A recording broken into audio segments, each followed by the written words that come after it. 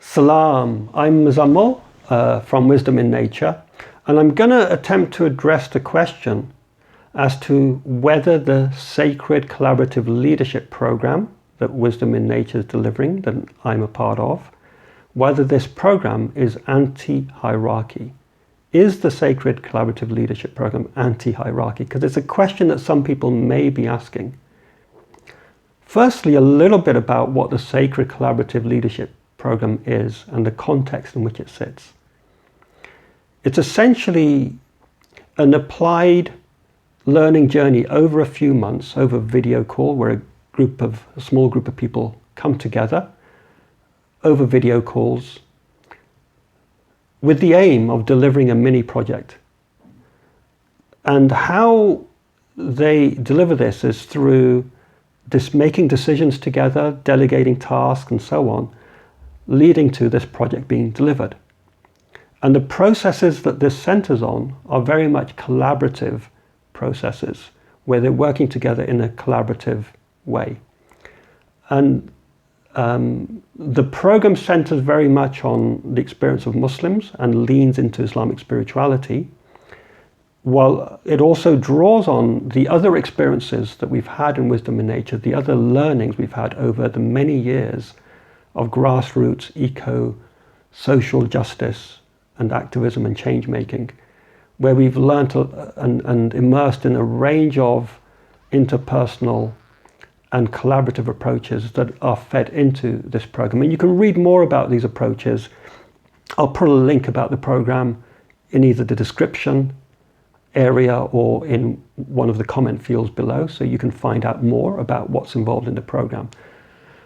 But the context is it sits and it emerges from recognizing that a lot of the mainstream and the dominant ways of how things happen is very top down, and there's also a rise of authoritarianism in society, whereby certain nation states are certainly functioning in more authoritarian ways and clamping down on anything that says something different. Okay, and workplaces and even NGOs and so on, a lot of structures work in more of a top-down kind of way, and most of us have been conditioned in these systems.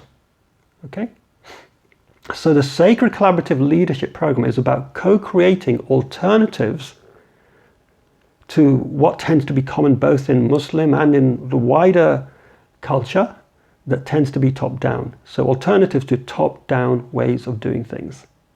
All right, so that's just a kind of basic foundation to answering the question. So what the program involves in recognizing this is a need for us to decondition from that which we're used to and the kind of systems we're used to, and that we probably are operating in us, that in some way we've internalized. So we need to decondition, because we all carry those patterns internally. And we want to be exercising the muscles of collaboration. We want to be exercising these muscles that typically for most of us have atrophied. We've not really used them. We've not really accessed the skills and the awareness that enable us to really work collaboratively, where we can work with different perspectives that, instead of being a barrier to decision making, can enrich and support wise decisions to be made. So we can tap into the collective wisdom of the people that are here. So that could be a really beautiful experience, collaboration, where it really touches on the soul quality. It can be an incredibly awakening experience. And because we're fully involved, because we're involved in the process, because we're heard, because we're valued, is a sense of belonging and a sense of community. So that's what's being exercised, that's what's being nurtured through the Sacred Collaborative Leadership Program. Okay, and so in order to do that, we do need to center collaboration in order to exercise those muscles, because we're not necessarily going to do it very well straight away, And when that happens, we're likely to go back to the old ways of doing things. So we're certainly centering collaborative processes, for sure. Okay, so I'm going to go a bit more into the question directly about, is the Sacred Collaborative Leadership Program anti-hierarchy? And I guess I've given a partial response. I want to also mention that typically in mainstream ways of doing things, where there's a boss or a leader, there tend to be subordinates. And there's a tendency that when we share something, ideas and so on, essentially the boss decides.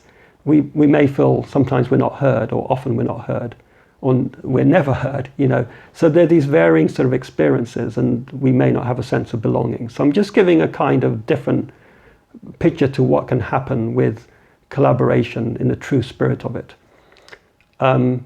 Now, there is space within this new way of working. Absolutely, there is space for someone to take the lead. It's necessary sometimes.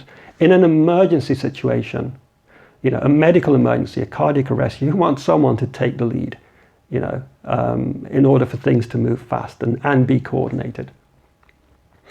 Now, with the Sacred Collaborative Leadership Program, the way that responsibility is delegated is with consent. Someone with the consent of the group may have a particular role for certain instances, for certain emergencies, for instance, and they can step into that role. Okay? Some of the components that come into play with the Sacred Collaborative Leadership Program that don't tend to be there in normal, typical structures is feedback mechanisms and review. So when someone has, through consent, a degree of authority and responsibility over a certain domain, a certain area of work, that there is also space made every so often for feedback, for, so if I've been involved with something, others will share with me what it was like working with me, what they experienced, what they felt. And so there are these feedback spaces that allow different parts of the system to know what other parts are feeling. Different people know how others feel around them and from what they did. So there's the opportunity to evolve and grow as human beings. And that's a real gift for an entire team, for an entire group, to receive that information in a gentle, compassionate, and open, authentic way. Okay, so there's something very intentional thus in delegation of power and authority. It's like held in a delicate way, and there's a review date. The group gets to review whether that person is still, appropriate for that role. Maybe somebody else can be. So things are reviewed. Okay, so it's a very intelligent system that can evolve according to what the different parts are saying to each other. All right, so is the Sacred Collaborative Leadership Program anti-hierarchy? Yes and no.